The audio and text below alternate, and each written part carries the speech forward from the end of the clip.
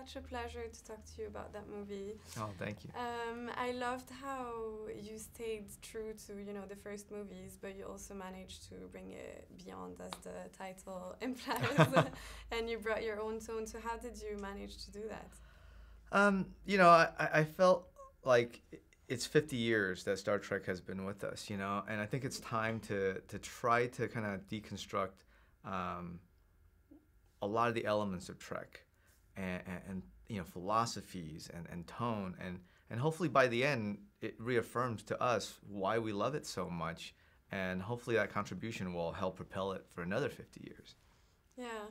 The music also helped doing that, like how you brought this old song and that amazing scene.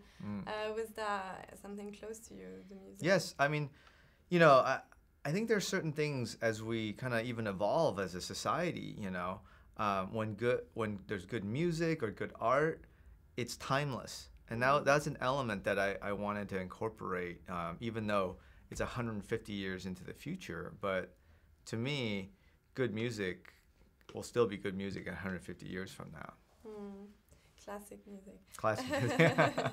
And tell us about the choice of the newcomers. I mean, Sophia was absolutely mind-blowing. Yeah, no, Jayla, it was such a pleasure, you know, trying to kind of hopefully create not only new worlds, but new characters. And I didn't want the new characters just to be there to service our characters. I wanted to have an empowered, you know, three-dimensional being.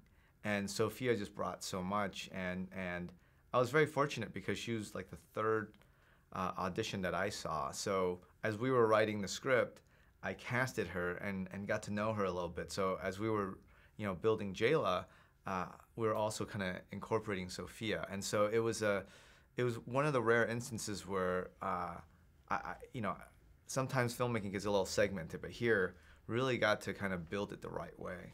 Yeah. And tell us about your collaboration with Simon Pegg as well. I mean, multiple. Yeah, Simon is unbelievable. It was such a pleasure because I've been a fan of Simon as a filmmaker and also as an actor, and so I get 2 for 1 on this film, you know, and his level of attention to detail and just his passion is unparalleled, you know, and so it was always kind of intense, but in the best way, to be in the room with Simon and Doug, and in a very, you know, to be able to work and rework everything. I mean, this writing on this movie did not just end when production started. This writing was going on even in editing because that's how much everyone cared. And for that to work, you really need to have trust and people that are talented and you know, for me, this was such a unique experience. I will always treasure Simon and Doug and really kind of creating this together. How would you describe the atmosphere on set? Was it super professional, fun? This is amazing cast, and the crew was awesome. And there's so much love for each other, you know, like, because I wanted to challenge everybody. I wanted to always have like crazy sets, and you know, so there's a lot of times, you know, we're so intense. Then I'll hear some singing, and you just feel like the whole cast is in their tent just singing and having fun, and that really helps. And it does translate on screen. You really get a sense of that family, and that's not fake. This cast, you know, they go out together, and they're best friends, and that is so rare.